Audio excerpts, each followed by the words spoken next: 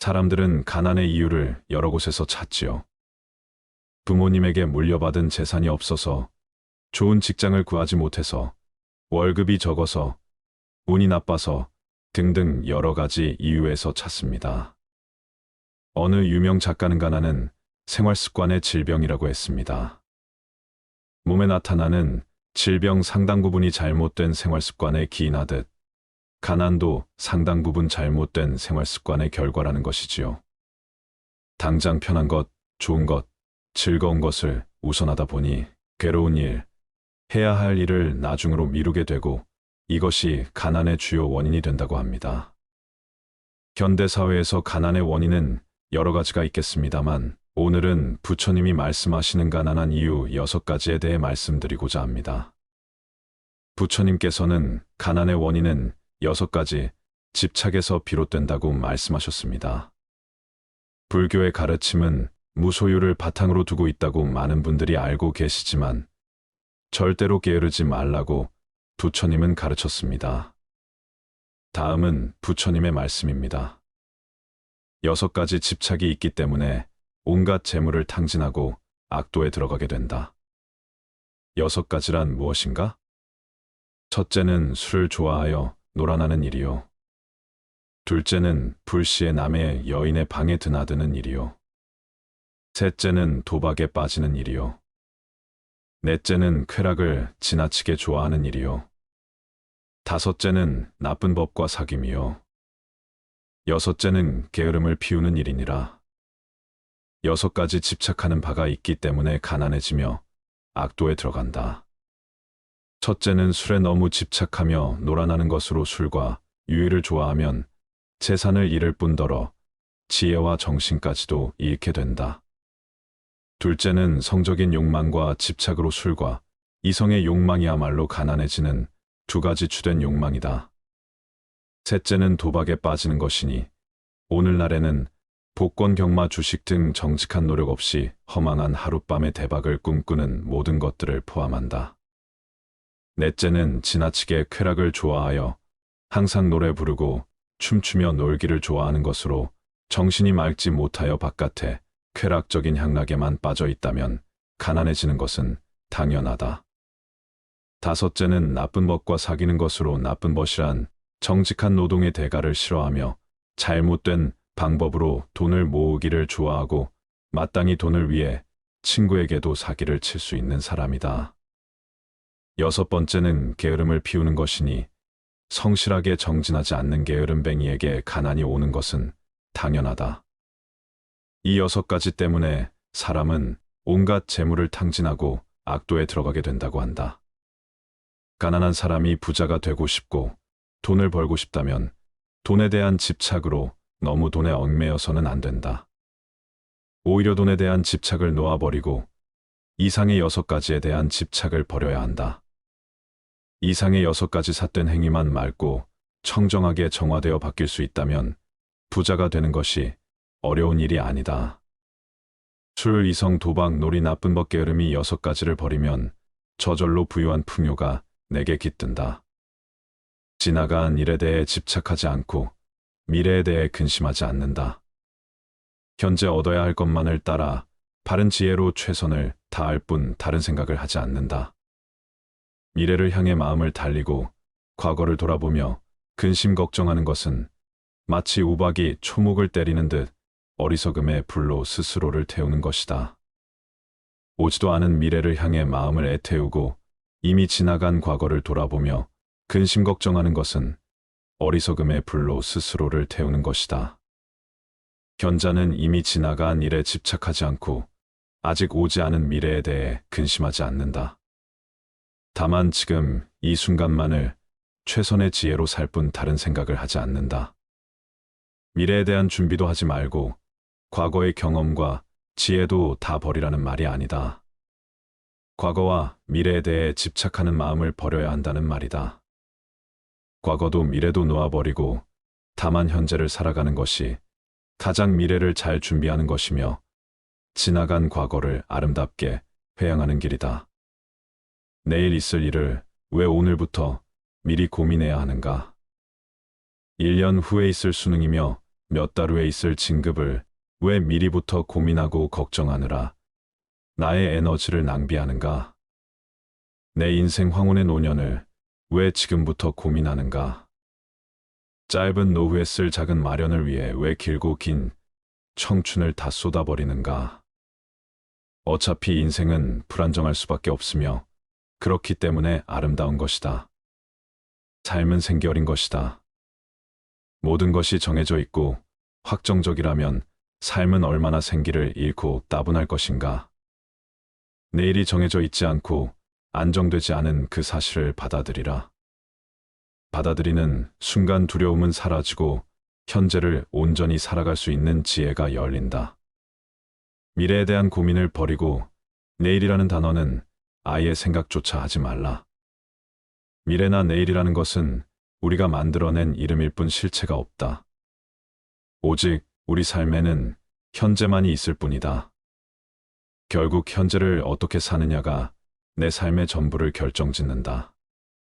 다만 지금 이 순간 내가 할 수 있는 현재의 최선을 다하자. 그것이 미래의 온전한 준비이고 과거의 아름다운 회양이다. 부지런함은 생명의 길이요. 게으름은 죽음의 길이다. 부지런한 사람은 죽지 않지만 게으른 사람은 죽은 것과 마찬가지다. 항상 힘써 게으르지 않고 스스로를 자제할 줄 아는 지혜 있는 사람은 홍수로도 밀어낼 수 없는 섬을 쌓는 것과 같다. 게으름에 빠지지 말라. 육체의 즐거움을 가까이 하지 말라. 게으르지 않고 생각이 깊은 사람만 큰 즐거움을 얻게 되리라. 부지런함을 즐기고 게으름을 두려워하는 수행자는 크고 작은 온갖 속박을 불같이 태우면서 나아간다. 부지런함은 생명의 길이요. 게으름은 죽음의 길이다.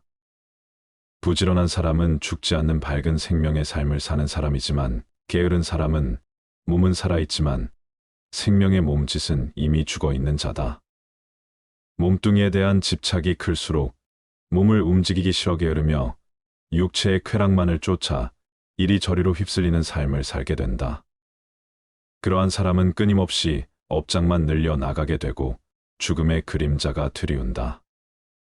그러나 부지런한 사람은 홍수로도 밀어낼 수 없는 섬을 쌓는 것과 같아서 그 어떤 삶의 역경이 홍수처럼 밀려오더라도 한치의 흔들림 없이 자기 중심을 당당히 세우고 살아갈 수 있다.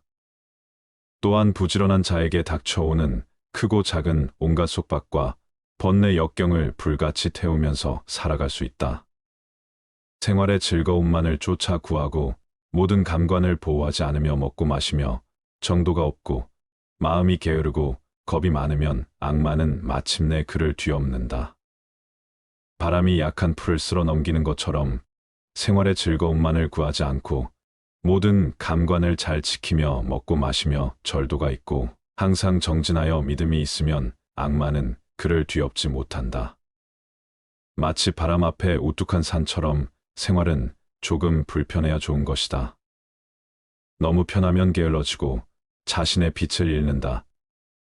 그러면 나아가 먹고 마시는 일에 절제가 없어지고 몸은 게을러져 어떤 일도 스스로 해 나갈 수 없게 되면 나약해지고 겁이 많아지게 마련이다. 그랬을 때 그 나약한 마음의 틈을 타고 악한 생각이 들어오고 온갖 마장이 들끓게 된다. 사람은 생활의 즐거움만을 구하지 않고 불편한 가운데 스스로 이겨낼 수 있는 힘과 지혜를 길러야 하고 모든 감관을 잘 다스려 육신의 욕망에 휘둘리지 않아야 한다. 또한 먹고 마시는 일에 절제가 있으며 항상 끊임없이 노력하고 정진하여 마음의 틈을 만들지 말아야 한다. 악마는 그런 수행자를 뒤덮지 못한다. 마치 바람 앞에 우뚝 선 큰 산처럼 다른 사람의 부인과 침대에 눕는 자에게는 네 가지의 대가가 돌아간다. 실패, 불안, 비난 그리고 지옥이다. 다른 사람이 내 어여쁜 누이 동생이나 부인을 욕보인다면 내 마음이 얼마나 아플 것인가. 다른 모든 사람들도 마찬가지이다. 그러므로 수행자는 목숨을 잃는 한이 있어도 남의 여인에 대해 그릇된 생각이나 더럽혀진 마음을 일으키지 않아야 한다. 어찌 사악한 싸움에 이를 생각이나 하겠는가. 이 세상에서 가장 청정하지 못한 행위이다. 다른 사람이 내 어여쁜 누이 동생이나 부인 혹은 자식을 욕보인다면 과연 나의 마음은 어떠할까를 생각해 본다면 어찌 다른 사람을 욕보일 수 있겠는가. 다음 생에 내가 그대로 삿된 음행을 상대로부터 당한다거나 매 부인, 형제, 누이 자식이 다른 이로 하여금 당하게 될 수 있는 것이다. 또한 사업을 행하면 하는 일마다 실패를 반복하게 되는 과보를 받고 항상 마음이 불안하며 번뇌의 불길에 휩싸이고 모든 사람들이 자신을 비난하며 죽은 뒤에는 반드시 지옥에 떨어져 오랜 고통을 받게 된다. 또한 청정하지 못한 싸움을 행한 자는 청정한 부처님 진리의 가르침에서 점차 멀어져 간다. 진리와의 인연이 자꾸 멀어지고 삿된 생각과 삿된 사상만이 그림자처럼 맴돈다. 이 세상에서 사업만큼 청정하지 못하며 더럽고 부정한 것이 없다. 어찌 싸움을 할 것인가. 수행자라면 목숨을 잃는 한이 있더라도 남의 이성에 대해 그릇된 생각이나 더럽혀진 마음을 일으켜서는 안 된다. 하물며 몸으로서 어찌 싸움을 해야겠는가. 정말 중요한 것은 사랑이다. 참된 사랑에는 삿된 것이 끼어들 여지가 없다. 내 안에 사랑이 깊고 모든 존재에 대한 사랑이 충만하다면 싸움을 행하거나 타인을 욕보이는 행동은 입에도 담을 수 없을 것이다. 사랑이 있으면 거기에 순결이 있고 맑음이 있으며 투명한 정신이 깃든다. 여자가 스스로 제 몸을 지키지 못하고 바람이 나서 남편을 버리고 남자가 마음이 방탕해서 아내를 버리고 다른 여인을 따르는 경우 이런 사람은 다 악도에 떨어진다. 자신의 아내와 남편을 두고 다른 여자나 남자를 따르거나 애욕에 빠진다면 이런 사람은 악도에 떨어진다. 청정이 모든 것의 가장 중요한 핵심이다. 순결과 청정을 잃으면 모든 것을 어기는 것이고 모든 선의 종자를 끊어버리는 것이다. 아내와 남편이라는 인연은 그 어떤 인연보다도 특별하다. 그 둘은 오랜 전생으로부터의 특별한 인연과 목적을 가지고 사랑을 완성하기 위해 이 생에 자리 잡았다. 우주적인 측면과 붓다의 신의 서약으로서 그 둘의 사랑이 꽃 피어난 것이다. 그러한 성스러운 약속과 증명을 파괴시키는 불경스러움을 어찌 행할 수 있단 말인가. 그렇게 삿된 관계로서 청정을 잃게 되면 청정한 진리와 멀어지게 된다. 남편이나 아내가 제 몸 하나 스스로 지키지 못해 청정을 잃게 된다면 그것은 배우자에 대한 예의가 아니며 진리에 대한 예의가 아니다. 청정을 잃고 바람을 피우는 사람이 청정함의 가장 높은 봉우리인 진리와 수행을 어찌 입에 담을 수 있겠는가. 이러한 삿된 애욕의 과부는 악도에 떨어지고 진리와 멀어지는 분명한 결과를 가져온다. 애욕은 내 몸을 불태우며 이번 생뿐 아니라 다음 생까지 불태우고 만다. 모든 남자는 나의 아버지이며 모든 여인은 나의 어머니로 알아라. 깨달음을 얻는 것은 다 부모님의 은혜이니 사람이 도를 배우고자 하면 먼저 효도로서 정진하지 않으면 안 된다.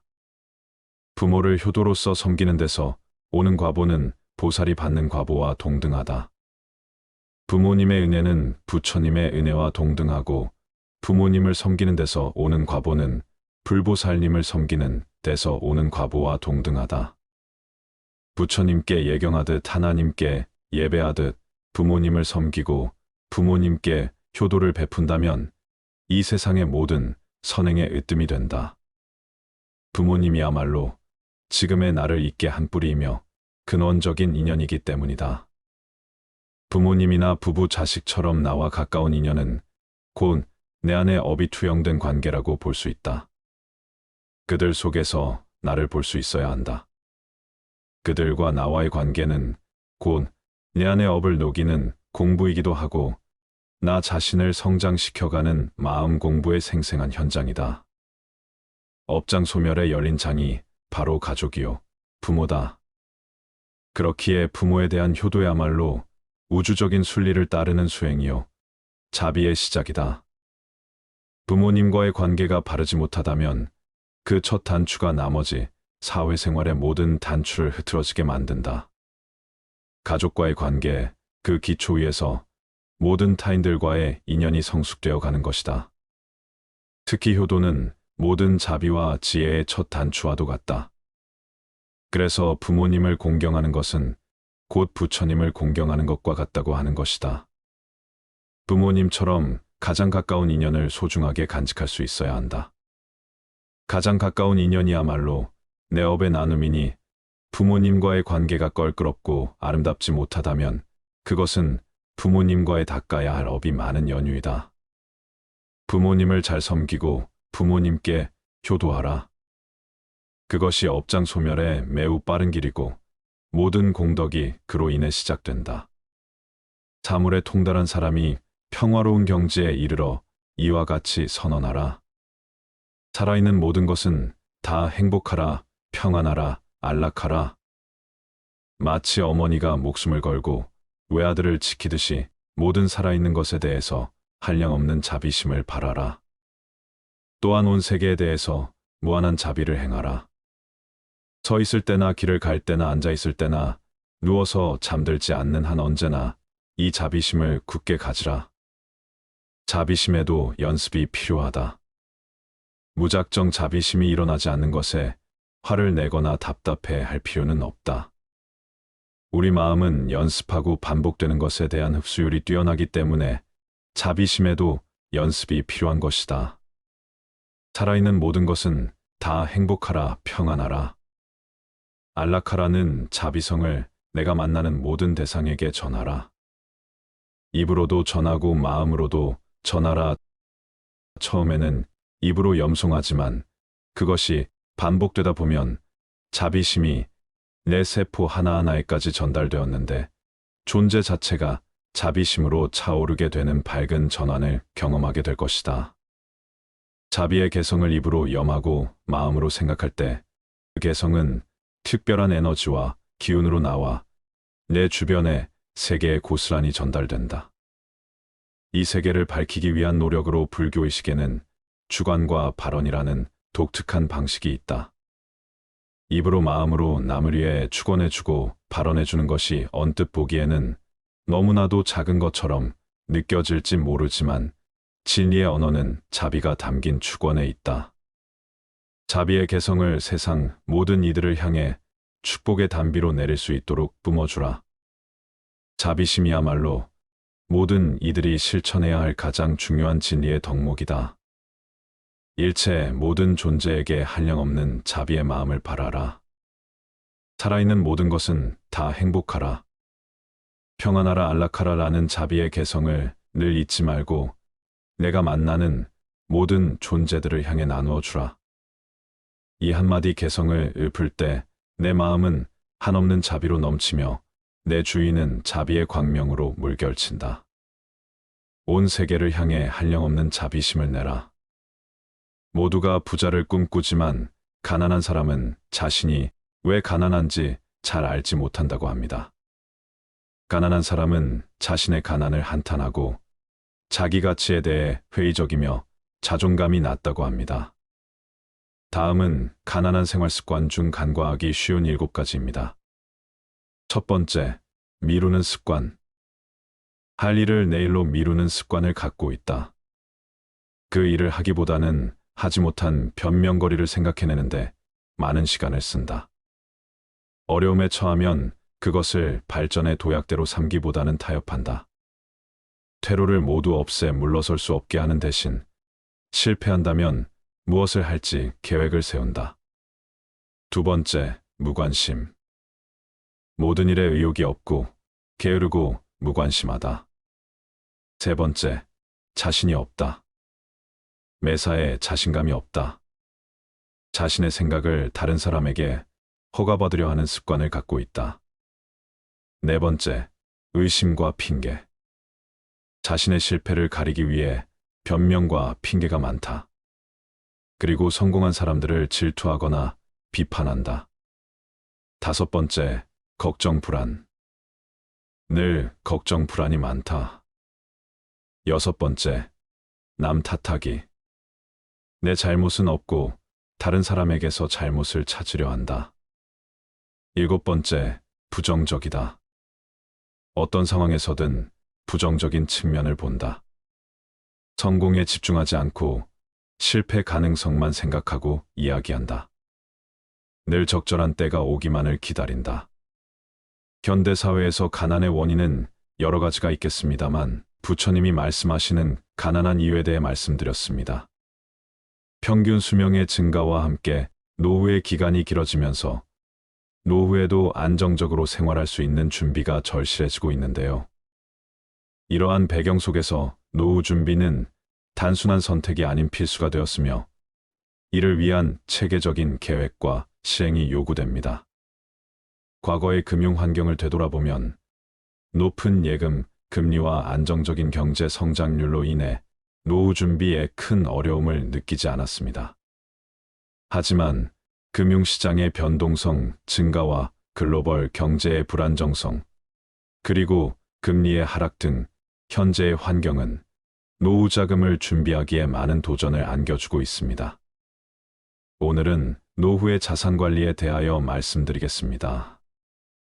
저성장, 저금리, 고령화와 변화된 환경 속에서 노후 자산을 성공적으로 운용하고 평안한 노후를 준비하려면 지금까지 익숙했던 것과 다른 노후 자산 관리 원칙이 필요합니다. 첫째, 노후 자산은 질병사고, 등으로 인한 경제적 손실로부터 보호되어야 합니다. 질병 및 사고는 노후 자산의 형성을 막고 소진을 앞당기는 원인으로 작용하므로 보장성 보험 등을 통해 철저하게 대비해야 합니다. 둘째, 노후 자산은 장기적인 관점에서 우량 자산에 투자해야 합니다. 노후 자산은 장기간 운용해야 하므로 사회경제적 트렌드의 변화에 맞는 우량 자산을 선별하여 투자해야 합니다. 셋째, 노후 자산은 안정성에 초점을 두고 다양한 자산에 투자해야 합니다. 집중 투자에 따른 손실은 장기 투자로도 회복하지 못할 수 있습니다. 자산 운용의 안정성을 위해서는 노후 자산을 철저하게 분산해야 합니다.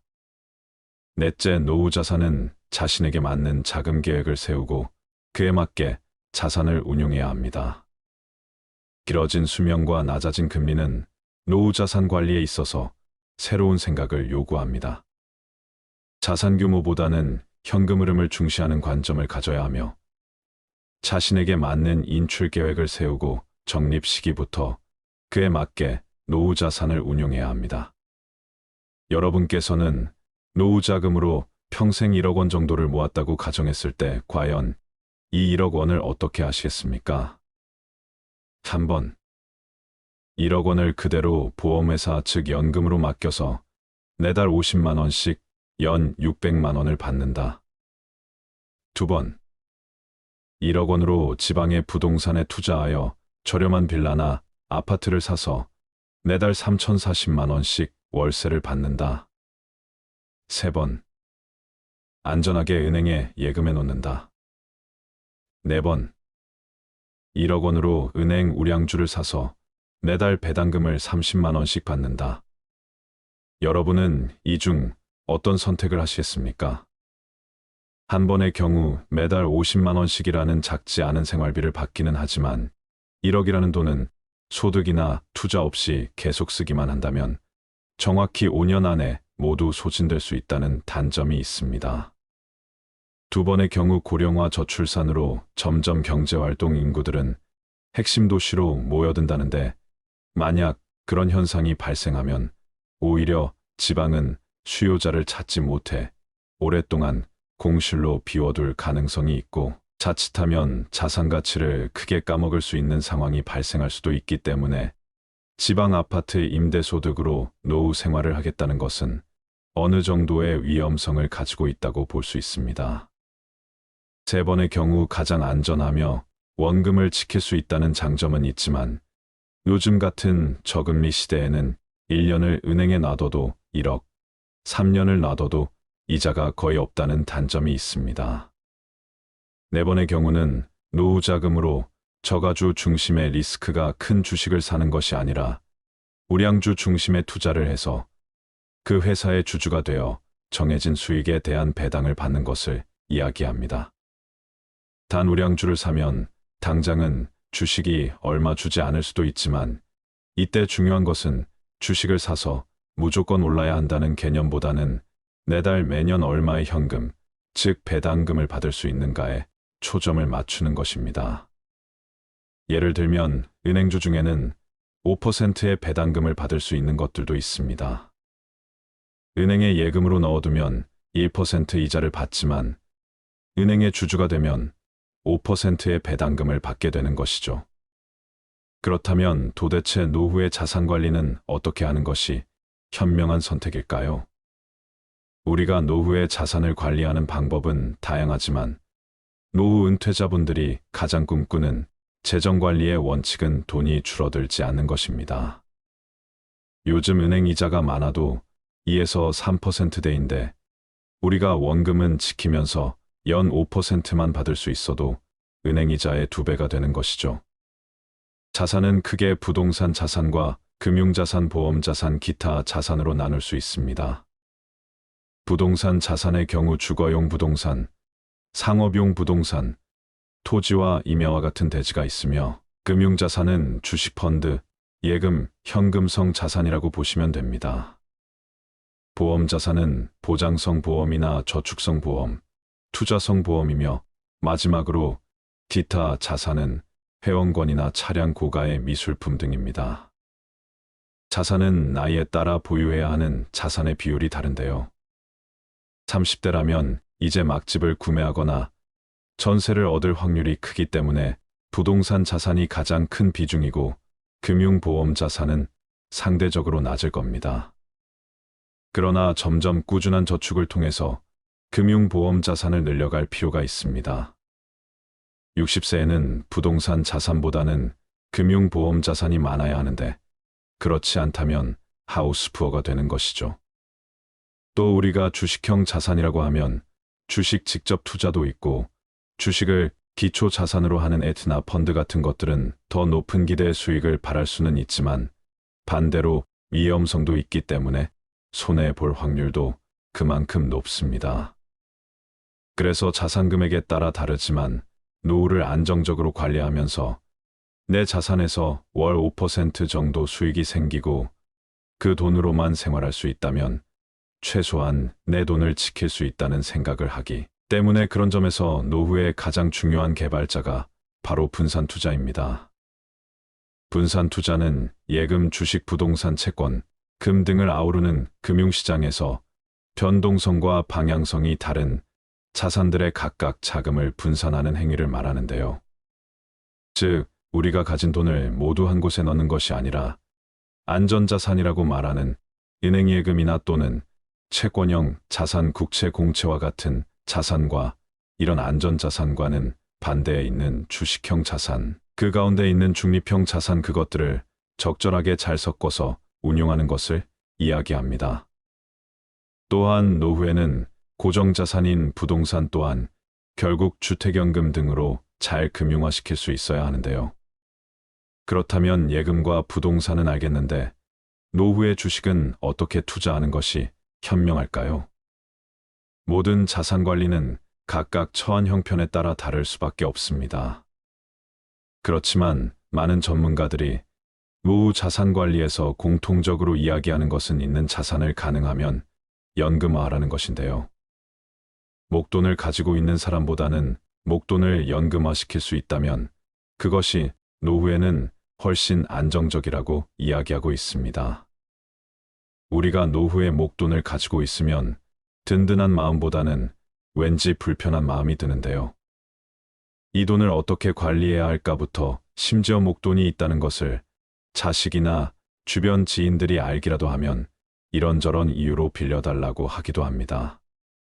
참 불편하기가 이로 말할 수 없습니다. 따라서 전문가들의 의견처럼 목돈을 그저 은행에 넣어두는 것보다는 연금화시키는 것이 좋은데 이 연금에서 남는 돈은 또 재테크를 할 수도 있습니다. 재테크라는 것은 거창한 것이 아니라 일정 금액으로 주식이나 펀드에 월 적립 투자하는 것이 가장 안전한데요. 우리가 보험을 한번 가입하면 짧게는 10년에서 20년, 30년 정도 납입을 하게 됩니다. 그렇게 20년 이상 꾸준히 납입을 완료하는 시니어분들도 계시죠. 그런데 우리가 주식이나 펀드 같은 투자는 3년 이상 하시는 분들이 많이 없습니다. 그러나 시니어 분들의 경우 적은 금액이라도 10년 이상 주식이나 펀드를 보험처럼 오시는 것을 추천드리고 싶은데요. 우리가 지난 30년 동안 돌이켜 생각해보면 전 세계에 다양한 일들이 많았습니다. 전쟁도 있었고 우리나라에 임수도 있었으며 최근 몇 년 동안은 코로나 등 무수히 많은 일들이 있었습니다. 그런 상황 속에서 주식이 바닥으로 떨어질 때도 분명 있었지만 나중에 보면 결국 더 많이 올랐습니다. 이것은 자본주의가 계속 성장하기 때문에 큰 금액이 아니더라도 일정 금액을 보험료 내든 매월 꼬박꼬박 적립하는 것이 생각보다 많은 수익률을 줄 수 있다는 것입니다. 우리가 노후에 투자를 통해서 많은 돈을 벌어들이겠다는 것은 너무나 위험한 생각일 수 있습니다. 물론 부동산이나 주식 투자를 통해 성공하신 분들도 많지만 사실 사회적으로 그런 분들은 극소수입니다. 평범한 사람이 투자에 성공하는 것은 결코 쉬운 일이 아니기 때문에 노후에 너무 큰 리스크를 감수하는 것은 자칫 위험할 수 있습니다. 따라서 결론적으로 노후에 1억 원이 있다면 어느 한 곳에 몰아서 놔두시는 것보다는 예금과 부동산, 주식 등을 안전하게 분산 투자하시는 것이 좋습니다. 주식은 적은 금액이라도 보험처럼 꾸준히 사 모으시는 것이 제일 중요하고 특히 매달 연금식으로 받을 수 있는 배당금이 나오는 주식이나 펀드를 활용해 보시면 좋을 것 같습니다. 마지막으로 국민연금, 퇴직연금, 개인연금 같은 연금의 준비는 노후 파산을 막기 위해 반드시 필요한 안전망이라는 것도 꼭 기억하세요. 은퇴 후 자산관리에서 가장 중요한 부분은 노후 생활비를 충족할 만큼의 노후 소득, 즉 현금 흐름을 꾸준히 발생시키는 것입니다. 연금소득, 금융소득, 근로소득, 부동산 소득 등 다양한 소득을 활용해 개개인의 상황에 맞는 노후 소득을 만들어간다면 여유로운 노후가 가능할 것입니다. 또 한 가지 당부드리고 싶은 것은 노후에도 돈 관리와 관련된 공부는 지속적으로 하시는 것이 좋습니다. 그 이유는 안타깝게도 우리가 많이 의지하게 되는 은행이나 보험사, 증권사와 같은 금융기관들은 소비자의 이익이 자신의 급여와 본질적으로 상관이 없기 때문에 본인에게 이득이 되는 방향으로 추천해주는 경우가 많습니다. 그러다 보니 내 재산은 내가 지킨다라는 생각으로 여러 영상이나 책을 통해 계속 자산 관리에 대해 공부하시고 은행이나 보험사와 같은 금융기관 직원들의 조언들은 참고해서 들으시는 것이 좋겠습니다. 돈보다 자식에게 꼭 물려주어야 하는 것에 대하여 말씀드리겠습니다. 돈을 모아 자손에게 물려주더라도 그 자손이 반드시 그것을 지킨다고 할 수 없으며 책을 모아 자손에게 물려주더라도 그 자손이 반드시 다 읽는다고 볼 수 없다. 남 모르는 가운데 음덕을 쌓아서 자손을 위한 계책을 삼는 것만 못하다. 사람의 피를 빨아먹는 거머리가 막대한 유산을 상속받은 이상한 이야기가 있다. 프랑스의 실업과 카페 템프라는 자신이 피땀 흘려 모은 재산을 둘러싸고 상속자들이 추잡하게 싸우는 꼴을 보자 크게 낙심했다. 그는 아주 극비리의 유언장을 작성했는데 그 유언장에 의하면 그의 막대한 유산은 한 마리의 거머리에게 주도록 되어 있었다. 상속자들 중에는 이에 신청을 내어 소송을 벌이는 사람도 있었지만 어쩔 수가 없었다. 인간이 인간에게 절망을 느낀 가장 극단적인 예가 아닐까. 모든 자연계 중에서 인간만큼 믿지 못할 존재도 없다는 논리는 그래서 성립될 수 있는 것인지도 모른다. 교활하고 잔악하고 배신하는 무리는 유독 인간 속에서만 그 숫자를 크게 헤아릴 수 있기 때문이다. 마키아벨리는 군주론에서 인간이란 부모의 죽음은 곧 잊어버려도 유산을 잃은 것은 좀처럼 잊지 못하는 존재라고 말했다. 죽어가는 사람의 구두를 믿고 오랫동안 맨발로 다닌다는 영국의 속담도 있지 않는가. 자식에게 남겨진 최선의 유산은 부모의 덕행이다. 칸트는 그의 서한집에 이런 말을 남겼다. 우리 가문에 대하여 자랑할 수 있는 것은 정직하고 도덕적으로 모범적이던 양친이 내게 재산을 물려주지는 않았으나 한 가지 가르침을 주신 점이다. 그 가르침이란 도덕적인 면에서 그 이상은 있을 수 없는 최상의 것이었으며 나는 이것을 기억할 때마다 깊은 가문의 정을 금치 못한다. 효도하라. 그러면 받으리라. 어버이에게 효도하면 자식 또한 나에게 효도한다. 어버이에게 효도하지 않는다면 자식 또한 나에게 어떻게 효도할 수 있겠는가? 애정이 없는 효도를 생각해 본 적이 있는가? 또한 사랑이 없는 우정을 생각해 본 적이 있는가? 효도가 아무리 부모를 섬기는 자식된 사람의 도리라 하더라도 그 속에 애정이 결여되어 있다면 그것은 효도가 아니다. 그것은 가식이며 위장이며 계산된 것이기 때문이다. 러셀은 행복의 정복에서 이런 말을 남겼다. 애정을 요구하는 사람은 애정을 받는 사람이 아니다. 애정을 받을 수 있는 사람은 남에게 애정을 주는 사람이다. 이자를 붙여서 돈을 빌려주는 계산된 애정은 주어도 소용이 없다. 개선된 애정은 참된 애정이 아니며 그 애정을 받는 사람도 진실된 것이라고 생각지 않는다. 속담에 부모가 온효자가 되어야 자식이 반효자라는 말이 있다. 과거의 금융 환경을 되돌아보면 높은 예금, 금리와 안정적인 경제 성장률로 인해 노후 준비에 큰 어려움을 느끼지 않았습니다. 하지만 금융시장의 변동성 증가와 글로벌 경제의 불안정성, 그리고 금리의 하락 등 현재의 환경은 노후 자금을 준비하기에 많은 도전을 안겨주고 있습니다.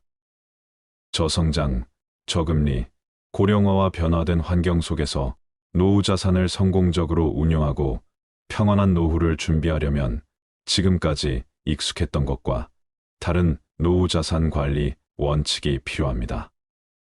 첫째, 노후 자산은 질병사고, 등으로 인한 경제적 손실로부터 보호되어야 합니다.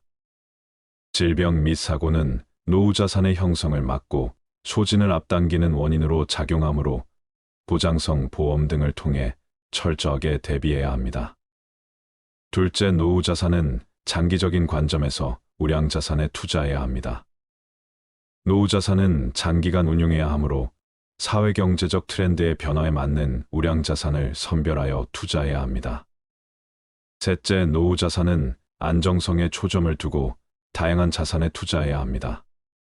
집중 투자에 따른 손실은 장기 투자로도 회복하지 못할 수 있습니다. 자산운용의 안정성을 위해서는 노후 자산을 철저하게 분산해야 합니다. 넷째, 노후 자산은 자신에게 맞는 자금 계획을 세우고 그에 맞게 자산을 운용해야 합니다. 길어진 수명과 낮아진 금리는 노후 자산 관리에 있어서 새로운 생각을 요구합니다. 자산 규모보다는 현금 흐름을 중시하는 관점을 가져야 하며 자신에게 맞는 인출 계획을 세우고 적립 시기부터 그에 맞게 노후 자산을 운용해야 합니다. 여러분께서는 노후 자금으로 평생 1억 원 정도를 모았다고 가정했을 때 과연 이 1억 원을 어떻게 하시겠습니까? 첫 번째, 1억 원을 그대로 보험회사 즉 연금으로 맡겨서 매달 50만 원씩 연 600만 원을 받는다. 두 번째, 1억 원으로 지방의 부동산에 투자하여 저렴한 빌라나 아파트를 사서 매달 3,040만 원씩 월세를 받는다. 세 번째, 안전하게 은행에 예금해 놓는다. 네 번째, 1억 원으로 은행 우량주를 사서 매달 배당금을 30만 원씩 받는다. 여러분은 이 중 어떤 선택을 하시겠습니까? 첫 번째의 경우 매달 50만 원씩이라는 작지 않은 생활비를 받기는 하지만 1억이라는 돈은 소득이나 투자 없이 계속 쓰기만 한다면 정확히 5년 안에 모두 소진될 수 있다는 단점이 있습니다. 두 번째의 경우 고령화 저출산으로 점점 경제활동 인구들은 핵심 도시로 모여든다는데, 만약 그런 현상이 발생하면 오히려 지방은 수요자를 찾지 못해 오랫동안 공실로 비워둘 가능성이 있고, 자칫하면 자산 가치를 크게 까먹을 수 있는 상황이 발생할 수도 있기 때문에 지방 아파트 임대소득으로 노후 생활을 하겠다는 것은 어느 정도의 위험성을 가지고 있다고 볼 수 있습니다. 세 번째의 경우 가장 안전하며 원금을 지킬 수 있다는 장점은 있지만, 요즘 같은 저금리 시대에는 1년을 은행에 놔둬도 1억, 3년을 놔둬도 이자가 거의 없다는 단점이 있습니다.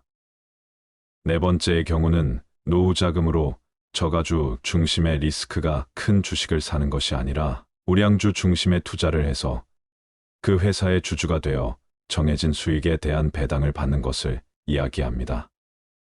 단 우량주를 사면 당장은 주식이 얼마 주지 않을 수도 있지만, 이때 중요한 것은 주식을 사서 무조건 올라야 한다는 개념보다는 매달 매년 얼마의 현금, 즉 배당금을 받을 수 있는가에 초점을 맞추는 것입니다. 예를 들면 은행주 중에는 5%의 배당금을 받을 수 있는 것들도 있습니다. 은행에 예금으로 넣어두면 1% 이자를 받지만 은행의 주주가 되면 5%의 배당금을 받게 되는 것이죠. 그렇다면 도대체 노후의 자산 관리는 어떻게 하는 것이 현명한 선택일까요? 우리가 노후의 자산을 관리하는 방법은 다양하지만 노후 은퇴자분들이 가장 꿈꾸는 재정관리의 원칙은 돈이 줄어들지 않는 것입니다. 요즘 은행 이자가 많아도 2에서 3%대인데 우리가 원금은 지키면서 연 5%만 받을 수 있어도 은행 이자의 2배가 되는 것이죠. 자산은 크게 부동산 자산과 금융자산, 보험자산, 기타 자산으로 나눌 수 있습니다. 부동산 자산의 경우 주거용 부동산, 상업용 부동산, 토지와 임야와 같은 대지가 있으며, 금융자산은 주식펀드, 예금, 현금성 자산이라고 보시면 됩니다. 보험자산은 보장성 보험이나 저축성 보험, 투자성 보험이며, 마지막으로 기타 자산은 회원권이나 차량 고가의 미술품 등입니다. 자산은 나이에 따라 보유해야 하는 자산의 비율이 다른데요. 30대라면 이제 막 집을 구매하거나 전세를 얻을 확률이 크기 때문에 부동산 자산이 가장 큰 비중이고, 금융보험 자산은 상대적으로 낮을 겁니다. 그러나 점점 꾸준한 저축을 통해서 금융보험 자산을 늘려갈 필요가 있습니다. 60세에는 부동산 자산보다는 금융보험 자산이 많아야 하는데, 그렇지 않다면 하우스푸어가 되는 것이죠. 또 우리가 주식형 자산이라고 하면 주식 직접 투자도 있고, 주식을 기초 자산으로 하는 에트나 펀드 같은 것들은 더 높은 기대 수익을 바랄 수는 있지만, 반대로 위험성도 있기 때문에 손해볼 확률도 그만큼 높습니다. 그래서 자산 금액에 따라 다르지만 노후를 안정적으로 관리하면서 내 자산에서 월 5% 정도 수익이 생기고 그 돈으로만 생활할 수 있다면 최소한 내 돈을 지킬 수 있다는 생각을 하기 때문에, 그런 점에서 노후의 가장 중요한 개발자가 바로 분산 투자입니다. 분산 투자는 예금, 주식, 부동산, 채권, 금 등을 아우르는 금융시장에서 변동성과 방향성이 다른 자산들의 각각 자금을 분산하는 행위를 말하는데요. 즉, 우리가 가진 돈을 모두 한 곳에 넣는 것이 아니라 안전자산이라고 말하는 은행 예금이나 또는 채권형 자산, 국채, 공채와 같은 자산과 이런 안전자산과는 반대에 있는 주식형 자산, 그 가운데 있는 중립형 자산, 그것들을 적절하게 잘 섞어서 운용하는 것을 이야기합니다. 또한 노후에는 고정자산인 부동산 또한 결국 주택연금 등으로 잘 금융화시킬 수 있어야 하는데요. 그렇다면 예금과 부동산은 알겠는데 노후의 주식은 어떻게 투자하는 것이 현명할까요? 모든 자산 관리는 각각 처한 형편에 따라 다를 수밖에 없습니다. 그렇지만 많은 전문가들이 노후 자산 관리에서 공통적으로 이야기하는 것은 있는 자산을 가능하면 연금화라는 것인데요. 목돈을 가지고 있는 사람보다는 목돈을 연금화시킬 수 있다면 그것이 노후에는 훨씬 안정적이라고 이야기하고 있습니다. 우리가 노후에 목돈을 가지고 있으면 든든한 마음보다는 왠지 불편한 마음이 드는데요. 이 돈을 어떻게 관리해야 할까부터 심지어 목돈이 있다는 것을 자식이나 주변 지인들이 알기라도 하면 이런저런 이유로 빌려달라고 하기도 합니다. 참 불편하기가 이로 말할 수 없습니다. 따라서 전문가들의 의견처럼 목돈을 그저 은행에 넣어두는 것보다는 연금화시키는 것이 좋은데 이 연금에서 남는 돈은 또 재테크를 할 수도 있습니다. 재테크라는 것은 거창한 것이 아니라 일정 금액으로 주식이나 펀드에 월 적립 투자하는 것이 가장 안전한데요. 우리가 보험을 한번 가입하면 짧게는 10년에서 20년, 30년 정도 납입을 하게 됩니다. 그렇게 20년 이상 꾸준히 납입을 완료하는 시니어분들도 계시죠. 그런데 우리가 주식이나 펀드 같은 투자는 3년 이상 하시는 분들이 많이 없습니다. 그러나 시니어분들의 경우 적은 금액이라도 10년 이상 주식이나 펀드를 보험처럼 오시는 것을 추천드리고 싶은데요. 우리가 지난 30년 동안 돌이켜 생각해보면 전 세계에 다양한 일들이 많았습니다. 전쟁도 있었고 우리나라에 인프도 있었으며 최근 몇 년 동안은 코로나 등 무수히 많은 일들이 있었습니다. 그런 상황 속에서 주식이 바닥으로 떨어질 때도 분명 있었지만 나중에 보면 결국 더 많이 올랐습니다. 이것은 자본주의가 계속 성장하기 때문에 큰 금액이 아니더라도 일정 금액을 보험료 내든 매월 꼬박꼬박 적립하는 것이 생각보다 많은 수익률을 줄 수 있다는 것입니다. 우리가 노후에 투자를 통해서 많은 돈을 벌어들이겠다는 것은 너무나 위험한 생각일 수 있습니다. 물론 부동산이나 주식 투자를 통해 성공하신 분들도 많지만 사실 사회적으로 그런 분들은 극소수입니다. 평범한 사람이 투자에 성공하는 것은 결코 쉬운 일이 아니기 때문에 노후에 너무 큰 리스크를 감수하는 것은 자칫 위험할 수 있습니다. 따라서 결론적으로 노후에 1억 원이 있다면 어느 한 곳에 몰아서 놔두시는 것보다는 예금과 부동산 주식 등을 안전하게 분산 투자하시는 것이 좋습니다. 주식은 적은 금액이라도 보험처럼 꾸준히 사 모으시는 것이 제일 중요하고 특히 매달 연금식으로 받을 수 있는 배당금이 나오는 주식이나 펀드를 활용해 보시면 좋을 것 같습니다. 마지막으로 국민연금, 퇴직연금, 개인연금 같은 연금의 준비는 노후 파산을 막기 위해 반드시 필요한 안전망이라는 것도 꼭 기억하세요. 은퇴 후 자산관리에서 가장 중요한 부분은 노후 생활비를 충족할 만큼의 노후 소득, 즉 현금 흐름을 꾸준히 발생시키는 것입니다. 연금소득, 금융소득, 근로소득, 부동산 소득 등 다양한 소득을 활용해 개개인의 상황에 맞는 노후 소득을 만들어간다면 여유로운 노후가 가능할 것입니다. 또 한 가지 당부드리고 싶은 것은 노후에도 돈 관리와 관련된 공부는 지속적으로 하시는 것이 좋습니다. 그 이유는 안타깝게도 우리가 많이 의지하게 되는 은행이나 보험사, 증권사와 같은 금융기관들은 소비자의 이익이 자신의 급여와 본질적으로 상관이 없기 때문에 본인에게 이득이 되는 방향으로 추천해주는 경우가 많습니다. 그러다 보니 내 재산은 내가 지킨다라는 생각으로 여러 영상이나 책을 통해 계속 자산 관리에 대해 공부하시고 은행이나 보험사와 같은 금융기관 직원들의 조언들은 참고해서 들으시는 것이 좋겠습니다. 돈보다 자식에게 꼭 물려주어야 하는 것에 대하여 말씀드리겠습니다.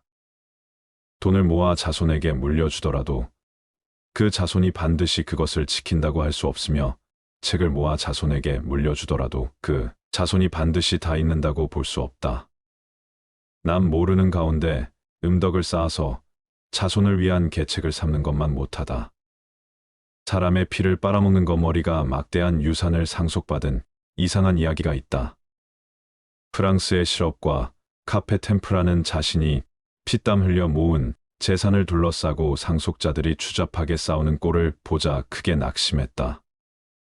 그는 아주 극비리의 유언장을 작성했는데 그 유언장에 의하면 그의 막대한 유산은 한 마리의 거머리에게 주도록 되어 있었다. 상속자들 중에는 이에 신청을 내어 소송을 벌이는 사람도 있었지만 어쩔 수가 없었다. 인간이 인간에게 절망을 느낀 가장 극단적인 예가 아닐까.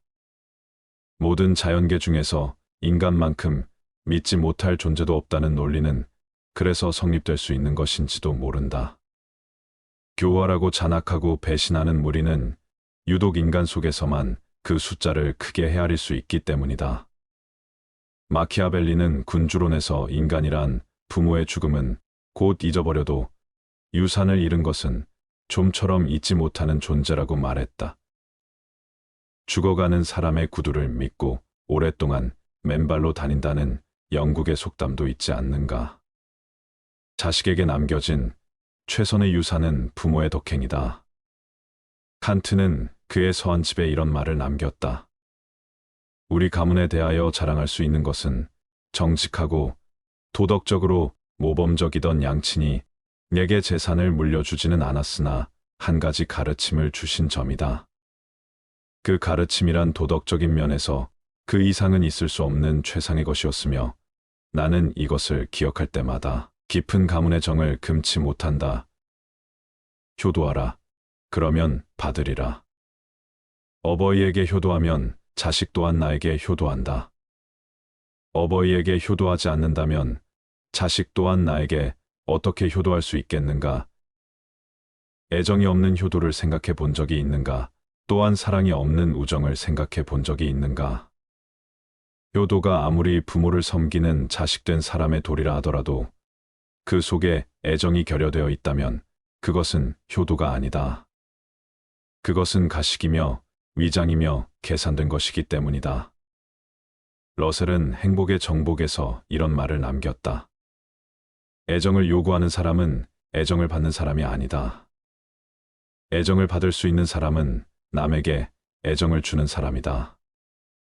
이자를 붙여서 돈을 빌려주는 계산된 애정은 주어도 소용이 없다. 개선된 애정은 참된 애정이 아니며 그 애정을 받는 사람도 진실된 것이라고 생각지 않는다. 속담에 부모가 온효자가 되어야 자식이 반효자라는 말이 있다. 지금까지의 말씀은 주관적인 생각이 반영된 의견이며 노후의 자산 관리에 도움이 되셨으면 좋겠습니다. 감사합니다.